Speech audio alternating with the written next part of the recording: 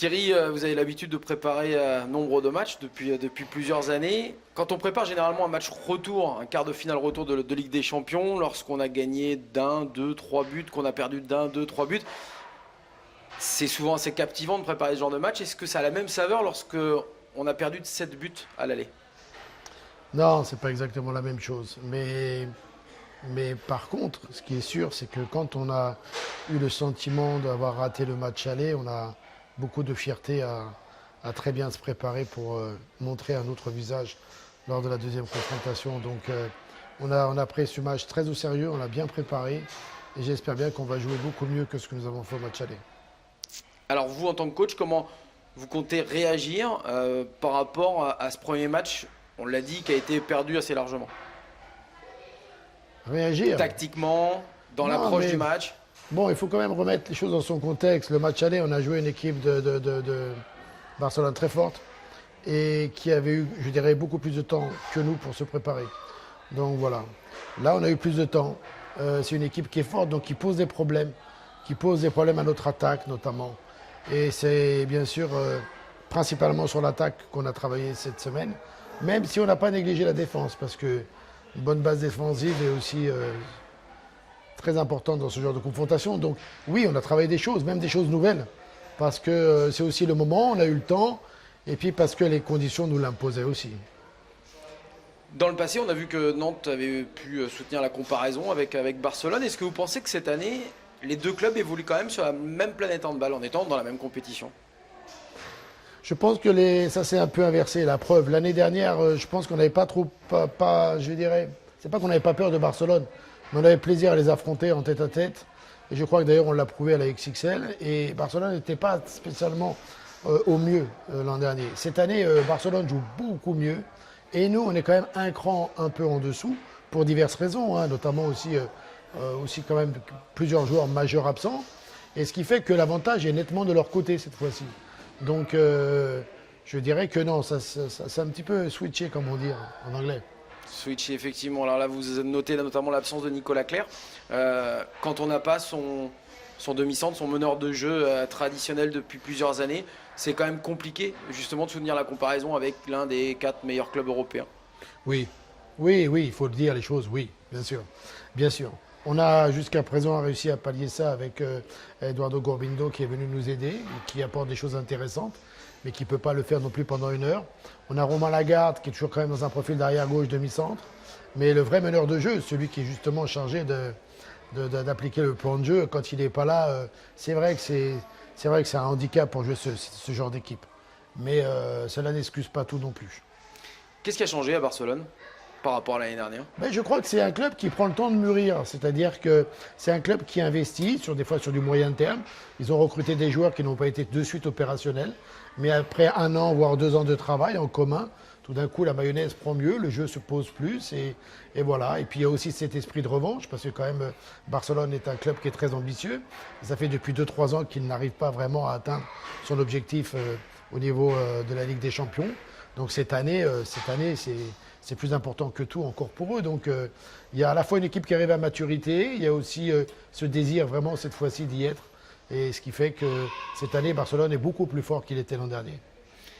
Ça signifierait quoi pour vous une élimination en quart de finale de Ligue des Champions cette année? Est-ce que ce serait, à l'échelle du HBC Nantes, une énorme désillusion? Ah non, pas du tout. Je pense qu'il faut remettre les choses dans leur contexte. D'abord, on joue la Ligue des Champions, c'est la plus grande compétition qu'il y a. Ensuite, il fallait déjà sortir des poules. Ce n'était pas si évident que ça. Il faut se rappeler qu'on a été joué quand même durement notre qualification au mois de février, hein, avec des matchs extrêmement compliqués. Hein. Donc on a réussi à se qualifier, on a réussi à passer les huitièmes contre le champion d'Allemagne quand même, ce qui n'est pas rien. Et ensuite, oui, on est tombé sur Barcelone et on est en quart de finale. Je crois qu'on a fait vraiment une belle Ligue des Champions. Aller encore à Cologne serait quelque chose d'incroyable. Où aurait été, je ne sais pas ce qu'il faut dire exactement. On va attendre le match retour. Mais je crois que non, il n'y a pas honte à se faire éliminer du Final Four par le FC Barcelone et surtout en quart de finale. Oui, parce que en regardant les résultats basiques, on se dit que le vice-champion d'Europe, éliminé en quart de finale cette année, ça serait une régression. Or, le connaisseur de hand que vous êtes, certainement pas l'analyse qu'il ferait. Non, on était quand même la grosse surprise l'an dernier. Il ne faut quand même pas oublier qu'on était même l'énorme surprise de ce Final Four à Cologne. Jouer la finale, c'était vraiment pas attendu. Et justement, des grands clubs comme le FC Barcelone, les Hongrois de Veszprém ou les Polonais de Kielce ou même les Allemands qui n'étaient pas présents, Kiel ou d'autres clubs, vraiment que nous on y soit, c'était quelque chose un peu de plus que surprenant, une grosse surprise. Après les surprises, bah, ça a son terme, c'est une surprise. Mais voilà. Mais après des fois les choses rentrent un petit peu dans l'ordre. Et puis en attendant peut-être l'année prochaine ou dans 2 ans une nouvelle surprise. On sait que chez les Antilles, l'Espagne et Barcelone est assez omniprésent. Ça fait quoi de jouer au Palau Blaugrana? Ah, c'est quelque part un honneur quand même. C'est une salle, moi, que j'ai appris à connaître il y a assez longtemps. Pas pour y avoir spécialement joué, notamment en Ligue des Champions, mais quand même, déjà à l'époque, avec Créteil, c'était la Coupe d'Europe des clubs champions, même si je n'étais pas présent, c'est une salle mythique, quoi. C'est une salle mythique qui est vraiment dans le Nou Camp, donc c'est encore plus mythique. C'est un club omnisport c'est le plus grand club omnisport du monde. Donc jouer là-bas un match de Ligue des Champions, c'est pas courant, c'est pas souvent. Donc c'est vrai que c'est un vrai plaisir et j'espère bien qu'on va croquer vraiment pleinement dans ce match. Comment vous le voyez d'ailleurs, ce match retour? Parce que tout le monde dit ce serait, allez, pas un exploit, ce serait encore plus qu'un exploit de rattraper ces 7 buts de retard. Vous le voyez comment? Bah déjà, je pense qu'il faut que cette fois-ci, on joue notre jeu et qu'on essaie d'enflammer la partie, quitte à partir sur un match très offensif. Ensuite bah, j'aimerais rester proche au score, et leur donner beaucoup plus de fil à retordre qu'on a pu le faire au match aller. Mais je répète, au match aller quand même, c'était une très forte équipe et ce jour-là, on n'a pas été spécialement bien. On n'a pas non plus fait un match catastrophique. Mais ce n'était pas vraiment notre visage. Donc montrons notre vrai visage déjà et essayons de les faire douter et de les inquiéter le plus longtemps possible dans cette salle qui est magnifique. Alors on va attendre évidemment le match retour de ce quart de finale, la fin du championnat aussi, mais est-ce que quelque part dans un coin de votre tête vous prenez conscience que ça pourrait être le dernier match européen de Ligue des Champions avec le H pour vous sur le moi? Pourquoi? J'ai une année de contrat encore l'an dernier. Pour l'an prochain, pardon. Mais qui pourrait ne pas avoir lieu. C'est peut-être vous qui allez nous en parler, mais non, vous êtes je pense pas à contractuellement ça. encore un an avec le HBC Nantes. Bien sûr, oui. Puis j'espère bien qu'on va bien finir la saison pour qualifier encore le club la 4e année de suite en Ligue des Champions. Donc ça vous a pas traversé l'esprit? Non, je pense pas à ça. Non, je pense pas à ça. Je pense plutôt que ça risque d'être le dernier match de Ligue des Champions de cette année. Et que j'aimerais tellement qu'il se passe quelque chose d'invraisemblable et que ça ne puisse pas être le dernier et qu'on se retrouve à Cologne. Mais là aussi, comme je l'ai déjà dit, franchement, les probabilités sont relativement minces, mais on va tenter le coup. Pour un coach, être sur un banc lors d'un match de Ligue des Champions, c'est à quoi de différent par rapport à un match de championnat? Je pense que dans le match de championnat, on se connaît tellement qu'il y a plus de... Comment je peux dire? Il y a plus d'activité sur le banc de touche. Parce qu'on est capable de s'interpeller, on est capable d'interpeller les arbitres, parce qu'on se connaît. Là, en Ligue des Champions, il y a à la fois un profond respect pour tous les adversaires, et puis il y a aussi un profond respect pour tout ce qui est corps arbitral et délégué, ce qui fait que l'attitude est beaucoup plus calme, et on est beaucoup plus dans l'analyse de ce qu'on voit, que d'être complètement dans l'action que produisent les joueurs. Donc du coup, c'est vraiment différent, et vous n'avez pas le même comportement que vous pouvez avoir en championnat? Non. D'ailleurs, je crois que je prends beaucoup plus de cartons jaunes en championnat qu'en Ligue des Champions. En foot, on sait, la Ligue des Champions, c'est la musique déjà, de départ. Pour vous, c'est quoi? Qu'est-ce qui rime avec Ligue des Champions? La musique. Ouais. C'est ça que vous appréciez?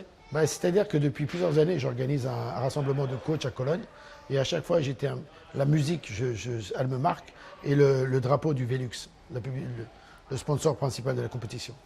Donc le drapeau Velux et la musique, c'est pour moi extrêmement puissant. Et ça va rester, de toute façon? Ah oui. Et je veux toujours le revoir et je veux toujours la réentendre, cette musique. C'est comme quelque chose qui ne doit pas disparaître.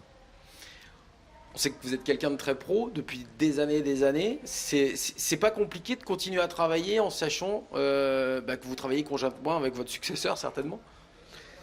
Oui, mais bon, Parce que vous êtes comme beaucoup d'entraîneurs, avec de l'ego, avec ce qui est normal. Ouais, je pense que cette période est passée, là, maintenant. Là, ouais, la déception, je pense que je pouvais continuer un peu, donc la déception a été réelle.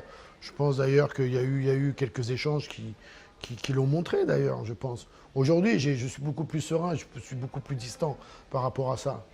Je ne peux pas occulter que ça fait depuis 10 ans que je suis au HBC Nantes et je suis toujours l'entraîneur du HBC Nantes.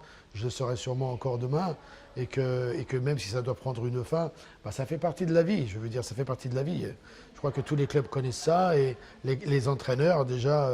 Faire 10 ans dans le même club, c'est pas une mauvaise performance, ma foi. Et puis on est sur des contrats à durée déterminée. Donc à un moment donné que le club ne souhaite pas renouveler ou passer à autre chose, il faut respecter ce genre de décision. Au départ, c'est sûr. Au départ, ça vexe un peu. On se dit pourquoi, on ne comprend pas. Surtout quand on a les résultats. Voilà. Mais après, ce sont des choix de politique sportive. Et très honnêtement, aujourd'hui, je suis beaucoup plus distant. Je suis plutôt à me dire où serai-je encore l'année prochaine? Est-ce que je serai toujours sur le banc de Nantes en Ligue des Champions? Vous le savez toujours pas? Est-ce que je serai... non, ben non, parce que demain, c'est demain. Aujourd'hui, je suis là, je serai au Palao demain. Et voilà. Et demain plus tard, je ne sais pas. Mais non, j'ai une pêche terrible, j'ai encore envie d'entraîner. Donc, soit ça sera avec Nantes encore, et avec Alberto comme adjoint, soit peut-être ça sera ailleurs. Mais je pense que si ça devait être en France, je pense prendre un petit break de quelques temps pour prendre une bonne décision. On ne peut pas passer du HBC Nantes, disons au HBC Nantes, sans être méchant, à un club... moyen du championnat. Ouais, c'est ça, c'est dur de dire moyen, mais oui. C'est oui. la réalité. Hein. Moyen, oui.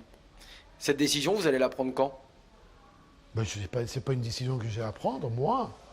Je pense que je l'ai déjà dit. Vous allez la prendre en concertation avec le président? Est-ce que vous Ouais, pouvez continuer tous ensemble? je pense qu'avec Gaël, on aura ce genre d'explication là, incessamment sous peu. Vous voulez attendre la fin du championnat? Non, je pense pas. Non. Il faudra le savoir avant. Ouais, peut-être après-demain, qui sait. Peut-être ici, s'il fait beau à Barcelone. Autour d'un café, on peut toujours discuter. Mais c'est pas quelque chose qui me préoccupe. Non. Donc vous êtes passé à autre chose, là. Regardez. Vraiment, ici, le terme à Barcelone, c'est que le club, ici, le FC Barcelone, c'est plus qu'un club. Mais qu'un club. Voilà. Et je crois que quelque part, il faut aussi penser sur ce sujet-là que le HBC Nantes est plus important que tout. C'est bon, vous parliez de challenge, peut-être après un temps de repos derrière, après l'expérience HBC Nantes. Quel type de challenge vous exciterait? Le FC Nantes. Je sais que Vaïd va peut-être partir et si Kita me fait confiance, je peux prendre le FC Nantes. Ça sera un beau challenge, ça. Ouais. Alors dans le hand? Dans le handball, j'aimerais bien prendre une sélection, mais les sélections, les choses vont évoluer en 2020. C'est toujours pas des cycles olympiques. Donc 2020, c'est pas encore là, c'est pas encore maintenant. Voilà. Après, un club, non, franchement, j'ai pas réfléchi. Il y a des gens qui m'ont appelé, c'est vrai, mais j'ai pas voulu parler. Je veux pas parler de ça. Je suis au HBC Nantes jusqu'en 2020. L'étranger, ça pourrait vous séduire? Vous parlez de sélection ou de club, mais l'étranger, est-ce que ça pourrait vous séduire? Pour être séduit, il faut que les gens aient des arguments. C'est comme une belle fille. Si elle veut séduire, il vaut mieux qu'elle ait des arguments, quoi. L'Espagne n'est pas séduisante? Hein? L'Espagne n'est pas séduisante? Si, mais s'il y a autant d'entraîneurs, parce qu'il ne faut pas se leurrer, s'il y a autant de joueurs et d'entraîneurs espagnols à l'étranger, c'est parce qu'économiquement, l'Espagne souffre, et le handball espagnol souffre. Le championnat, le jeu ici, c'est top aussi. C'est des belles parties, tactiquement c'est bien, c'est des bons entraîneurs, il y a des bons entraînements. C'est très proche de notre handball, même si c'est différent, c'est très proche. Mais ils n'ont pas les moyens économiques. Donc l'Espagne n'a pas les moyens de s'offrir Thierry Anti? Il n'y a que le FC Nantes qui a les moyens économiques de me payer.